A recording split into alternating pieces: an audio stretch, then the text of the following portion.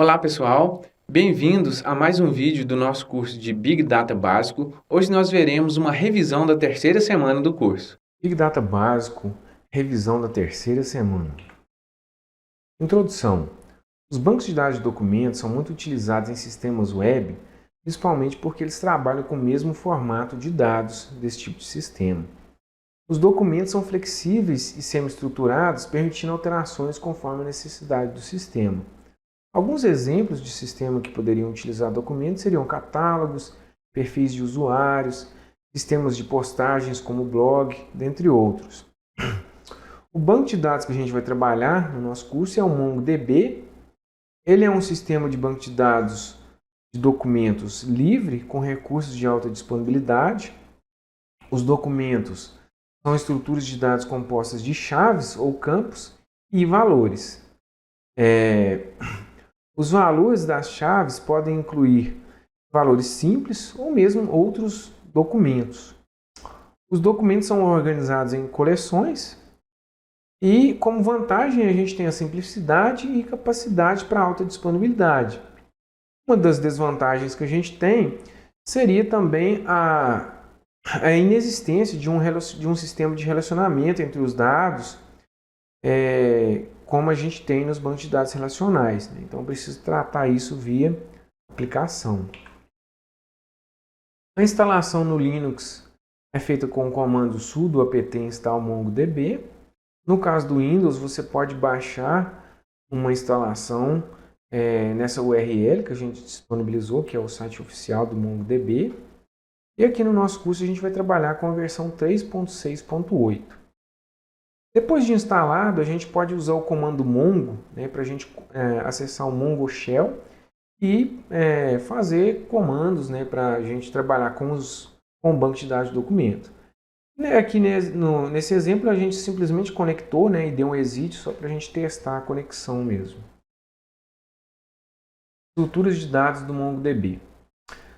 O MongoDB, a gente faz aqui um comparativo com um banco de dados relacional.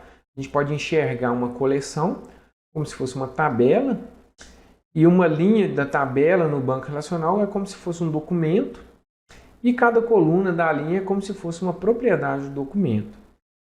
Os documentos eles são armazenados no formato Binary JSON, ou BISON. Esse formato é uma evolução do JSON que suporta mais tipos de dados. E toda API, para a gente trabalhar com o Mongo Shell, ali dentro do nosso cliente, é baseada na linguagem JavaScript. Aqui nós temos um exemplo de documento no formato JSON, então é muito parecido com um dicionário que a gente tem no Python. Se você dá um print num dicionário, é parecido com uma estrutura JSON. Aqui a gente pode observar que eu tenho, por exemplo, chave, nome, valor José. No caso de e-mails, eu posso ter uma lista de valores. No caso de endereço, eu tenho um outro subdocumento aqui dentro, que tem a cidade e o UF. Os tipos de dados suportados são o double, string, object, array, bin data para binários, undefined, que não é mais usado na prática, object id, para identificar objetos, bool, para valores lógicos, date para data e null, para valores nulos. Para a gente trabalhar com o Mongo Shell, a gente tem alguns comandos básicos para a gente usar. A gente viu o exit para sair, Um comando muito útil é o help, que ele vai te printar na tela os comandos, uma ajuda dos principais comandos para você ir aprendendo com esses comandos. O showDBS lista os bancos de dados existentes. O show collection lista as coleções quando a gente está dentro de um banco de dados. Se eu usar o comando use banco, eu mudo para esse banco que eu estou falando. Depois que eu mudei, aliás, eu posso usar o comando dbhelp para me ver os comandos que eu posso aplicar dentro de um banco de dados.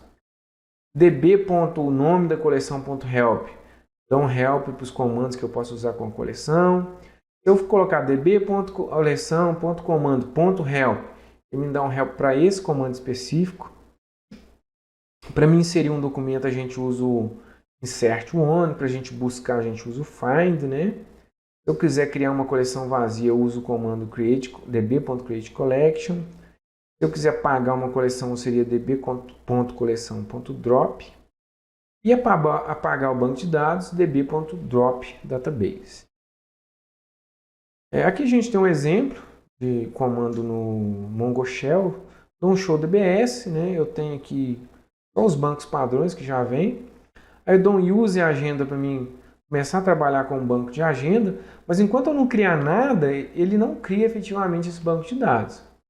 Aí a gente dá um comando aqui, ó, db.contatos.insertOne. Estou inserindo um contato na coleção contatos. Essa coleção não existe ainda, então ela já é criada automaticamente e eu já insiro esse documento, que é um contato aqui do José.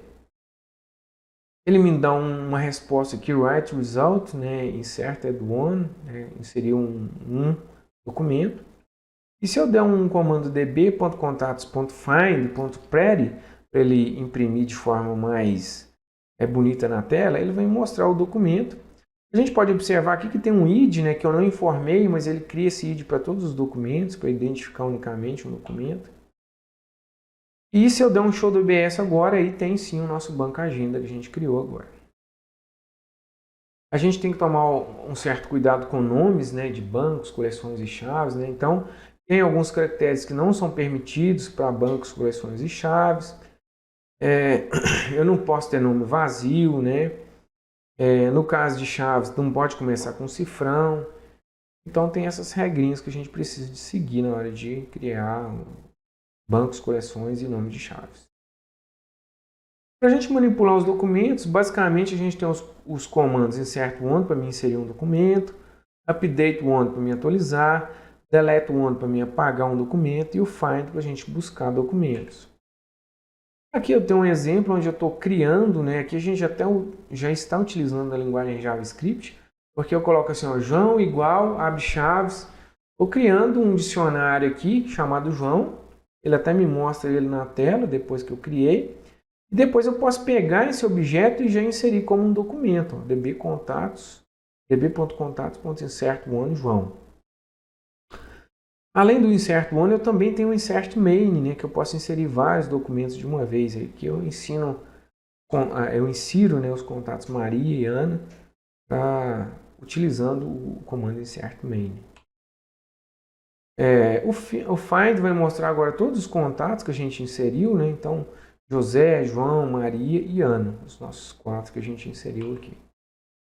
Quando a gente vai consultar, né, nos comandos anteriores aqui, a gente está colocando find, abre e fecha parênteses, ou seja, não estou especificando nenhum critério para buscar os documentos, ele mostra todos. Quando a gente vai especificar algum critério, aí eu posso usar os operadores de comparação, né, que todos começam com cifrão de igualdade, maior do que, maior igual, etc. Temos os comandos lógicos, and, not, or, para combinar condições. E temos alguns operadores aqui de elementos, que seria o exists, né, que testa se o documento possui uma chave. O type, para testar se uma chave é de um tipo. E tem o expr e o regex e o where aqui para avaliar expressões, né? O primeiro, o segundo, expressões regulares. E o segundo para mim avaliar documento com códigos em JavaScript. Aqui nós temos alguns exemplos interessantes de consulta, né? Então tem um find. É claro que eu tenho que colocar o comando completo, né? Aqui no slide é só por uma questão de espaço. db.contatos.find. Aí eu coloco uma espécie de dicionário com a condição, né? Que eu vou buscar. Ó, nascimento maior ou igual do que 1990. Depois eu tenho aqui um find de a cidade, né, do endereço tem que ser ou Bambuí ou Medeiros, né, né, nessa lista. O sobrenome não pode ser igual a Silva. O sobrenome não é Silva nem Ribeiro. Um contato que tem que ter um endereço, né, endereço existe. E aqui eu estou usando o AND para me combinar duas condições. Ó. Tem que ter um endereço e tem que ter pelo menos 2 e-mails cadastrados também.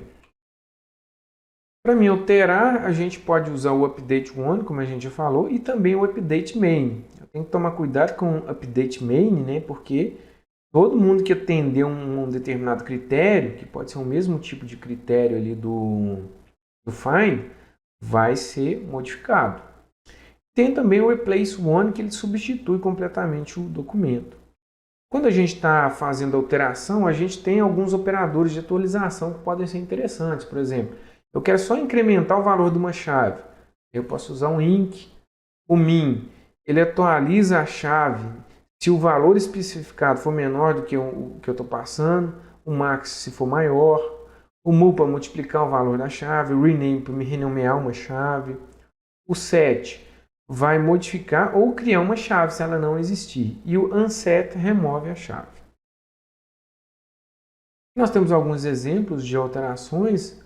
Eu busquei aqui o contato Joaquim, né? Beleza. Depois eu dou um update name, falando que se o nome for Joaquim, vou colocar o endereço dele de Belo Horizonte. Como eu só tenho um Joaquim, né? Só um contato é alterado. Dou um find novamente para mostrar o resultado. Depois eu dou um update name, incrementando a idade, também só um contato alterado. Depois eu dou um update main para mudar o nome com a idade, também só tem um contato aqui. E depois eu tenho um outro update aqui que afeta mais contatos, esse último aqui, ó, update main. Se não existe o endereço, eu vou atribuir o endereço como cidade de Medeiros, o FMG. Então, ó, ele alterou, no caso, 3 contatos que não tinham endereço. Dou um find aqui para ele mostrar todo mundo, né? Removendo documentos. As funções delete one e delete main, né, elas funcionam de forma similar ao update one e update main, só que no caso para deletar documentos. Recebem as mesmas condições do find. E aqui é importante eu consultar primeiro e ter certeza que aquela condição, né, de consulta está pegando só os documentos que eu quero realmente apagar antes de efetivamente executar o delete, né, para não perder dados. Replicação e fragmentação. Então, como a gente falou, o MongoDB ele é um tipo de banco de dados que pode ser usado no Big Data. E uma das formas da gente aumentar a escalabilidade com o MongoDB é com a replicação e fragmentação. O que é a replicação? Vou ter vários computadores, que eu chamo de nós, executando em um grupo que eu chamo de cluster, né? Então tem um cluster para me aumentar a disponibilidade. Vou distribuir as informações em vários computadores. Eu tenho um nó primário, que vai cuidar de sincronizar os dados com os nós secundários. E se esse nó primário ficar indisponível, automaticamente o nó secundário, né, se torna novo primário, e para a gente não ter problema de indisponibilidade. E qual que é a vantagem disso aqui? Eu posso acrescentar mais nós e aumentar, né, a minha escalabilidade sem mesmo ter que interromper a execução do cluster. A fragmentação ela é usada se por acaso eu tiver ela é usada, né, quando o tamanho do banco de dados ele não é suportado num único computador. Então, vou ter que quebrar o banco em partes. Aí eu vou fazer o quê? Eu posso, inclusive, pegar uma coleção, né, quebrar uma coleção em várias partes. E cada parte pode ficar num único computador ou pode ficar, inclusive, em um cluster, né, com vários nós. Agora a gente vai trabalhar com Python e MongoDB. A gente vai usar a biblioteca PyMongo. No Linux a gente tem o comando de instalação, no Windows tem o pip, né? Aqui a gente tem um exemplo de conexão, né? A gente importou aqui a classe Mongo Client da biblioteca Mongo. Aí eu crio um cliente. Aqui eu estou mostrando os comandos list, database names. Depois eu acesso um banco como se fosse um valor de um dicionário, né? E depois eu listo as coleções desse banco. Agora a gente vai ver um exemplo mais interessante aqui, que é uma agenda de contatos utilizando o MongoDB feita no Python. Então a gente começa o projeto com a importação, eu defino aqui já o banco de dados, o nome da coleção de contatos e uns campos obrigatórios aqui que seria o id, né, e o nome do meu contato. Uma função aqui de escrever linha na tela.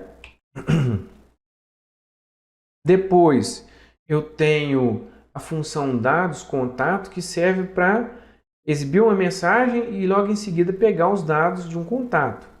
O nome é obrigatório. Depois eu pergunto, né, se o usuário deseja inserir mais campos, né, e vou pegando esses campos e vou adicionando no meu dicionário contato ali, que inicialmente tinha a chave do nome com o valor do nome, né? Depois tem vários valores ali, eu retorno esse dicionário no final. Eu tenho a função inserir, que ela chama a função de dados contato para pedir os dados do novo contato. Acesso à coleção com os contatos aqui do meu banco de dados. No nosso caso aqui, a gente está usando um ID controlado pela própria aplicação, né? Como que eu controlo isso? Eu sempre uso o número total de documentos que eu tenho. Aí eu vou lá no meu contato e adiciono, né, esse ID e depois eu dou um insert one para efetivamente gravar ele no banco de dados. Eu tenho aqui uma função mostra contato, que ela vai receber um contato, né, vai mostrar para cada chave o valor dessa chave, né? Se alguma chave aqui for lista, ela dá um join nos valores para mostrar tudo bonitinho na tela, no caso de uma lista. A função alterar, ela pede para a pessoa informar o ID do contato, busca esse contato com o find one. Se for none, ou seja, não encontrar esse ID, ela vai falar que não encontrou, não faz nada. Se não, ela vai mostrar os dados originais na tela, vai pegar os novos dados e vai usar o replace one para substituir todos os dados, exceto o ID, né, que permanece. Aqui eu tenho uma função dados pesquisa que ela vai pegando vários campos e valores de campos, quantos o usuário desejar, para fazer uma pesquisa, né? Aqui ela só pega os dados e retorna um dicionário com todas essas informações de chave e valor com os dados que o usuário quer buscar. Essa aqui é a função de pesquisa, que efetivamente faz a pesquisa, né? Ela pega o filtro com a função dados pesquisa, que é o dicionário que a gente falou, acessa a coleção, verifica se a coleção está vazia, né? Se não tiver nenhum contato. Aliás, ela faz uma contagem de contatos que atende o filtro. Se atender, se nenhum atender, né, vai ser zero, ela vai falar que não achou nenhum. Se não, aí ela vai fazer um for dentro do find aqui, já dando um sort, né, no name, já para ficar em ordem alfabética, vai mostrando todos os contatos, no nome, aliás. Aqui nós temos a função listar, que acessa a nossa coleção. Se não tiver nenhum documento, ela fala que não tem nenhum encontrado. Se tiver, ela faz um for e mostra todos os contatos ordenados em ordem alfabética. Função de excluir, ela pega o id, verifica se realmente existe esse id no banco, com find one, né? Se esse contato for none, é que ela não encontrou, então não faz nada. Se encontrou, ela dá o delete one nesse id. Aqui nós temos a função de menu, que lista os contatos e exibe as opções para o usuário.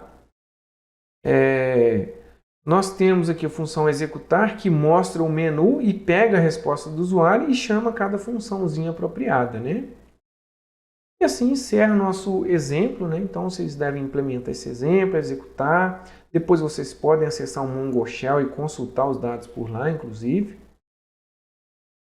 E aqui a gente finaliza, né, a revisão da nossa terceira semana do Big Data Básico. Novamente fazemos as recomendações para vocês tentarem resolver os exercícios, revisar o nosso conteúdo, fazer pesquisas complementares. E a gente se encontra na próxima semana. Bons estudos!